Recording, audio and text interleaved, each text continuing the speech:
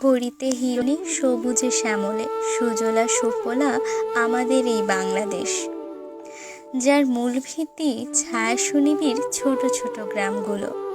হাজার হাজার গ্রামগুলোর মধ্যে আমাদের গ্রামও একটি, যা আমাদের সবার প্রিয়, আমাদের দত্তপাড়া গ্রাম। লক্ষ্মীপুর সদর উপজেলার একটি ঐতিহ্যবাহী গ্রাম দত্তপাড়া।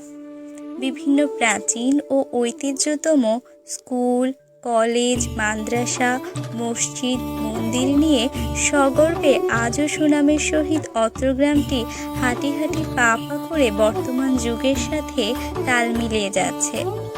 আমাদের সবার মনের অন্তঃস্থলে এই গ্রামকে ঘিরে কতই না স্মৃতি জড়িয়ে আছে। এই তো কিছুদিন আগে এই গ্রামের স্কুল, কলেজ থেকে শিক্ষা লাভ করে আজ আমরা প্রতিষ্ঠিত হতে পেরেছি। এই গ্রাম আমাদের অনেক কিছু বিলিয়ে দিয়েছে। এই গ্রামকে ঘিরে শত শত আবেগ, অনুভূতি আর ভালোবাসা জড়িয়ে আছে আমাদের সবার মনে। এই গ্রামের সব প্রতিষ্ঠান আমাদের এক একটি ভালোবাসা।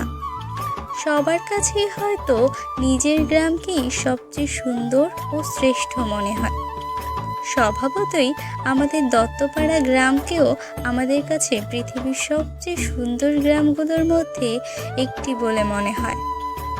তবে এই কথা নিঃসন্দেহে বলা যায়, আমাদের গ্রামের প্রাকৃতিক রূপ আর চারপাশটা গ্রাম থেকে আলাদা। এই গ্রামে বাস করে তাঁতি, মাঝি ও কৃষাণ, শিক্ষক, ডাক্তার, ইঞ্জিনিয়ারের মতো আরও অনেক পেশার লোক। আমাদের গ্রামে নেই কোনো ভেদাভেদ, নেই কোনো দ্বন্দ্ব। সবাই মিলে খুঁজে পাই শান্তির একটু ছন্দ। আমার এই গ্রাম নিয়ে বড়াই করি আমি, এমন একটি গ্রাম কোথাও পাবে না কো তুমি। আমাদের গ্রামখানি ছবির মতন, মাটির তলায় এর ছড়ানো রতন। দত্তপাড়া গ্রাম এখন আর আগের মতো নেই। যুগের সাথে তাল মিলিয়ে আমাদের গ্রামেও আধুনিকতার ছোঁয়া লেগেছে। 2018 সালের ফেব্রুয়ারির তথ্য মতে আমাদের গ্রামের মোট জনসংখ্যা 2318 জন। এর মধ্যে পুরুষ 1184 জন বা 51.08%, আর নারী 1134 জন বা 48.92%।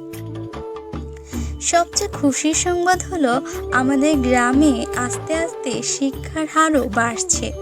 2018 সালের ফেব্রুয়ারির তথ্য মতে আমাদের গ্রামের শতকরা 70% মানুষ শিক্ষিত, যদিও এখন সেই হার অনেক বেড়েছে।